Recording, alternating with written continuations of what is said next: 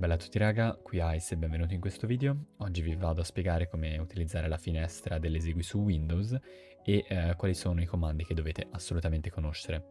Preciso fin da subito che ce ne sono molti altri, in alcuni casi anche molto più utili di quelli che vi andrò diciamo, a illustrare oggi, però per appunto ho deciso di farvene vedere solo una parte proprio perché non voglio che il video diventi troppo lungo, non voglio dare troppe informazioni proprio perché questa serie di video è precisamente diciamo, dedicata, fatta per le persone alle prime armi e successivamente per l'appunto voglio semplicemente che voi vi concentrate sulle cose, almeno per adesso, che riguardano diciamo quelle essenziali, le nozioni essenziali che si aspettano ovviamente che voi conosciate quando andate a sostenere una candidatura e quindi successivamente a fare un provino, sia che si tratti di un provino orale, sia che si tratti di un provino scritto. Vi faccio vedere fin da subito di quali, per l'appunto, quali diciamo, aspetti andremo a coprire oggi. Si tratta infatti della control folder, del recycle bin, del recent, del prefetch, del temp e del ms info 32. E nulla, vi lascio alle clip. Ok, quindi la prima di cui vi parlo oggi è la control folder e ci permette di modificare i parametri delle cartelle aggiungendo o rimuovendo i permessi. E nel mondo degli SS per l'appunto si utilizza soprattutto perché ci permette di visualizzare i file nascosti e ovviamente, diciamolo preciso, però dovrebbe essere un qualcosa di scontato, è un passaggio che è raccomandato fare ovviamente ad inizio SS, proprio perché così si evita di farlo durante il continuo del controllo e comunque prima o poi se si pensa che un player per l'appunto abbia reso invisibile una cartella o abbia reso invisibile un file, dovremmo farlo, quindi tanto vale farlo ad inizio controllo ed evitare di non vedere per l'appunto file, cartelle, dischi nascosti. Quindi molto semplicemente win e R, oppure semplicemente scrivete qua run se il computer è in inglese o esegui se il computer è in italiano, e una volta qui andate semplicemente a scrivere control folders in questo modo. Si aprirà per l'appunto questa finestra. Una volta qui andrete su view, andrete scusatemi, su show hidden files, folder and drives, quindi per chi ce l'ha in italiano dovrebbe essere un qualcosa sulla riga del mostra i file nascosti, le cartelle e i dischi, e successivamente dovete andare a levare la spunta a questa voce qui che in inglese è per l'appunto Hide Protected Operating System Files Recommended, che in italiano sarà un qualcosa, ripeto, vado un po' a memoria perché è da molti anni che non utilizzo un sistema operativo in lingua italiana e non mi ricordo ovviamente, non è un qualcosa che ci faccio caso neanche quando faccio SS a persone in italiano, cioè che hanno il computer in italiano. Comunque dovrebbe essere un qualcosa del tipo nascondi i file protetti di sistema raccomandato.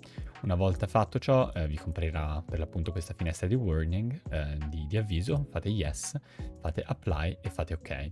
E come vedete qui già in alto a destra mi sono comparsi dei file che prima non erano presenti. E niente, questo è diciamo come si utilizza la control folder. Una volta diciamo utilizzata a fine SS, ovviamente vi consiglio di fare i passaggi contrari, ovvero di riandare a nascondere i file protetti di sistema e le cartelle, i file, i dischi che erano per l'appunto nascosti, proprio perché noi non dobbiamo lasciare diciamo nessuna traccia visibile o che comunque possa dare noia al player una volta finito il controllo, proprio perché anche per questione di rispetto, se il player non sa rimettere a posto da solo questi cambiamenti che abbiamo fatto all'interno del suo computer, glielo dobbiamo fare ovviamente noi. Passiamo adesso al recycle bin, ovvero al cestino. Quindi WinR di nuovo, andate a scrivere esattamente quello che ho scritto io all'interno della finestra dell'esegui, poi questi qui comunque ve li lascerò in descrizione, e premete ok. Una volta fatto ciò vi comparirà per l'appunto questa finestra dell'Esplora, l'Esplora risorse, e se non vedete questi file vuol dire che non avete fatto i passaggi che vi ho fatto vedere prima nel control folder. O aprite la control folder e fate i passaggi, oppure semplicemente li fate attraverso see less, cioè scusatemi, see more, poi options, e poi li fate per l'appunto dalla stessa folder option che vi compare. Ovviamente questa qui e questa che aprite in questo modo è la stessa, non c'è nessuna differenza. Una volta fatto ciò, per l'appunto dovete guardare questo file specifico che vi mostrerà l'ultima modifica del cestino. E vi stavo dicendo, state attenti a non dire che questa qui vi fa vedere l'ultima eliminazione dal cestino, perché è vero che ve lo fa anche vedere, perché ovviamente quello va a modificare l'ultima data di modifica, ma la risposta non è completa in questo modo. Questo perché, come ho appena detto, fa vedere l'ultima modifica, e l'ultima modifica può essere aggiornata anche semplicemente o portando un file dall'esterno, scusatemi, del cestino all'interno, oppure come farò io, spostandolo dall'interno all'esterno. E infatti, se avete avuto l'occhio attento, avete visto che qui prima c'era scritta, mi sembra 14.51 o 52, adesso ovviamente c'è aggiornato e c'è scritto 14.55, che è per l'appunto la data e l'orario nella quale io ho spostato questo file dal cestino fuori dal cestino. Ok, vi dico ovviamente per correttezza che comunque la regola più diffusa nei server dice che si può bannare un player se la data di ultima modifica del cestino è subito dopo averlo frizzato, comunque subito prima del controllo. Sappiate però che è possibile tramite journal o tramite altri metodi capire se la modifica del cestino è stata diciamo effettivamente causata dall'eliminazione di un file o è semplicemente stata causata, come nell'esempio che vi ho fatto vedere adesso, diciamo, dall'aver preso il file, averlo spostato all'esterno del cestino, o aver preso un file, averlo spostato all'interno del cestino. È inoltre possibile anche recuperare un file se è stato diciamo, eliminato dal cestino, almeno che diciamo, il player non l'abbia reso impossibile tramite ovviamente dei metodi che adesso non vi sto a spiegare. E per appunto è possibile recuperare un file nel caso vi fosse la necessità, e lo recuperate sia ovviamente che sia un file legit sia che sia un file unlegit, e poi procederete per l'appunto a vedere e a provare che il file fosse legit oppure unlegit.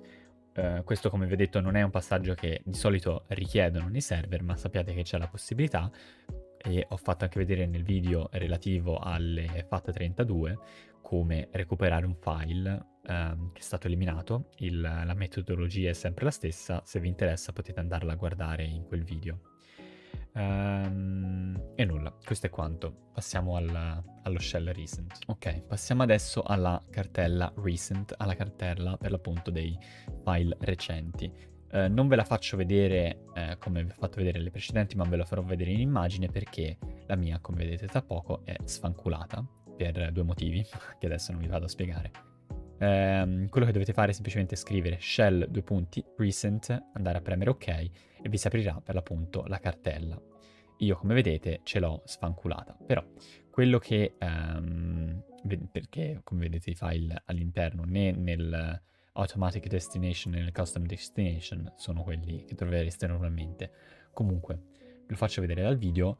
Quello che dovete sapere di questa cartella è che contiene i file e le cartelle che sono state aperte oppure salvate recentemente, e comunque non entro troppo nel dettaglio in questo video perché ci sarebbe davvero troppo da dire, ma vi faccio presente che questa cartella è strettamente correlata sia agli artefatti dell'MRU e gli artefatti del jump list, e sia quindi di conseguenza in realtà alla key del regedit recent docs, che presumo forse la maggior parte di voi conosceranno, che comunque avranno sentito parlare. Come ultima informazione che vi do, vi dico che questa cartella non si chiama shell recent, ma la si apre con per l'appunto il comando shell recent, perché il comando shell è un prefisso di comando che si utilizza per aprire una serie di cartelle, e non è diciamo parte del nome vero e proprio. Comunque vi faccio vedere dall'immagine prima di mostrarvi altro che la cartella anche se in questo caso è, diciamo, di 2 anni fa ed è in spagnolo, vi può mostrare sia i file, in questo caso probabilmente PNG che sono stati aperti, o PNG o JPEG che sono stati aperti recentemente, oppure vi fa vedere ehm, ehm, come si chiamano, scusatemi, le cartelle che sono state, alle quali è stato fatto un accesso recentemente, e i TXT che sono stati modificati o che comunque sono stati aperti recentemente. Vi fa vedere anche che è stato fatto l'accesso a o dei dischi, come nel disco di questo caso, o alla cartella dei downloads. Questi qui in realtà sono dei veri e propri file .lnk, quindi sono dei collegamenti veri e propri. Voi cliccando su questi file andrete, diciamo, automaticamente a richiedere a Windows di aprirvi il file originario. E quello che vi stavo dicendo prima è che di fatto, se io vado per esempio a rimuovere recent e scrivo profile, mi si aprirà la mia cartella del profilo. Se vado a scrivere un altro, potrebbe essere personal, mi si aprirà la mia cartella documenti e così via. Quindi queste cartelle che vi ho fatto vedere ovviamente ora non si chiamano cartelle shell document, shell profile, shell personal, si chiamano semplicemente cartelle profile, cartelle personal, document, eccetera. E stesso discorso vale per la cartella del recenti, non si chiamerebbe cartella shell recent, ma si chiama semplicemente cartella recent. Ovviamente questo no, è un, diciamo, dettaglio semplicemente in più, nessuno vi romperà mai le palle su questa cosa, io ve la dico semplicemente per correttezza come al solito. Passiamo adesso alla cartella del prefetch, credo la conosciate anche questa tutti, nel senso l'avrete sentita sicuramente nominare.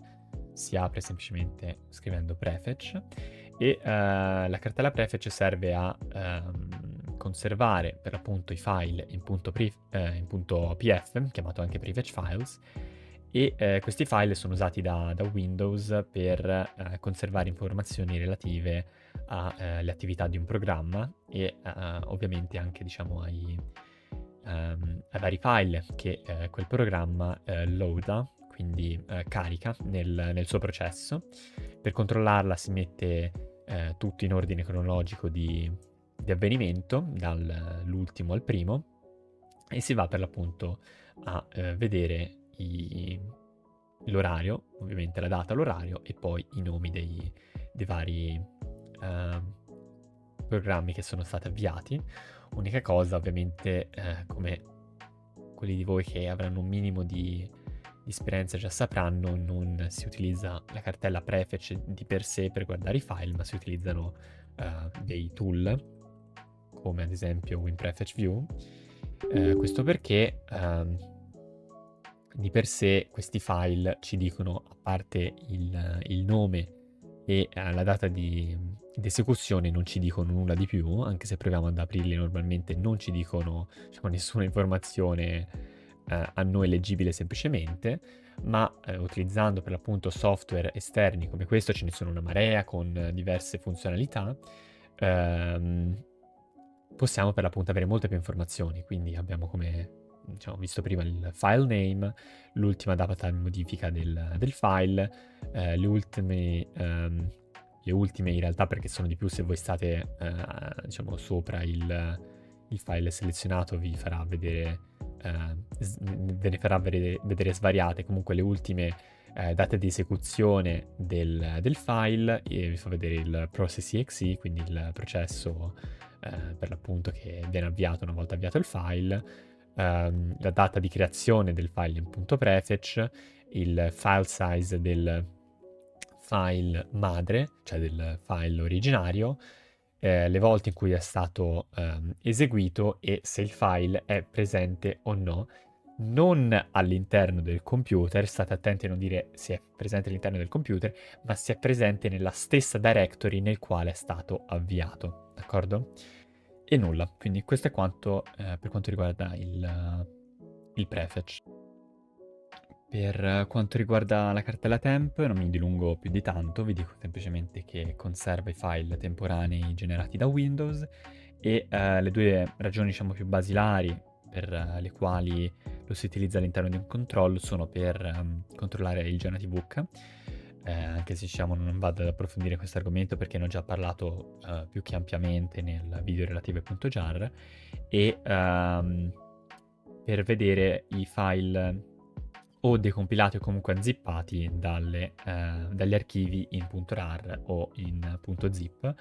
Vi faccio un esempio molto pratico adesso. Se vado ad aprire all'interno di un punto rar, scusatemi, un punto zip, questo qui è il programma Timeline Explorer, come io ho aperto questo, ovviamente potrebbe essere un altro, e l'ho fatto tramite per l'appunto WinRAR. Se io adesso dovessi andare ad aprire la cartella temp che si apre tramite %, temp %, qui per l'appunto troverò che ha l'orario designato, ovvero alle 15:15, 15:16, sì, è stato un minuto fa quando l'ho fatto.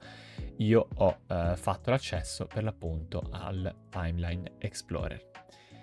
E nulla, questo può essere utile per l'appunto in alcuni casi. Ovviamente decidete voi quando, come e perché dovreste utilizzarlo all'interno di un controllo.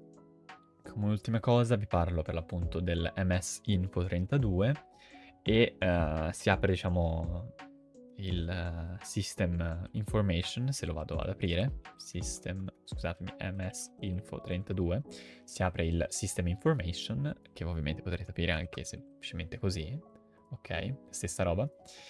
E questa in realtà è abbastanza inutile all'interno dei controlli. Unica cosa per la quale veramente lo si guarda, lo si utilizza o comunque serve conoscerlo è perché se andiamo nella voce System Model, che dovrebbe essere qui, esattamente, qui vedete diciamo il sistema del mio modello, però se vedete per l'appunto VM oppure Virtual Machine, vuol dire che per l'appunto il player sta utilizzando una macchina virtuale, una Virtual Machine, che è semplicemente un computer virtuale, ok? E nella maggior parte dei server questo è bannabile perché, diciamo, vado a fare molto corta. Voi state controllando un computer all'interno di un altro computer e però per voi non è possibile accedere al computer host della virtual machine, almeno che ovviamente il player non vi dia l'accesso, e per questo motivo non vi è possibile controllare che non stesse utilizzando programmi dal computer diciamo host, come per esempio autoclicker o cose simili. E nulla, questo è il motivo per il quale, diciamo, si banna solitamente se un player utilizza una virtual machine. Questo è il video, spero vi sia piaciuto, spero, diciamo, vi sia stato utile più che altro, e mi scuso se sono stato in alcuni casi un po' troppo, mi sono dilungato un po' troppo in alcune cose, ho fatto il pignolo su altre. Ho cercato semplicemente di raccogliere più informazioni possibili che comunque io personalmente ritengo importanti all'interno di un solo video, parlando comunque di varie funzionalità che Windows ci offre per diciamo aiutarci a fare i controlli. E niente, quindi ho cercato ovviamente di fornire più informazioni possibile, cercando ovviamente di dirvi anche sempre cose giuste e di non dilungarmi troppo in alcuni casi, ma neanche di lasciarvi con informazioni a metà in altri. E nulla, spero che per l'appunto vi sia stato utile.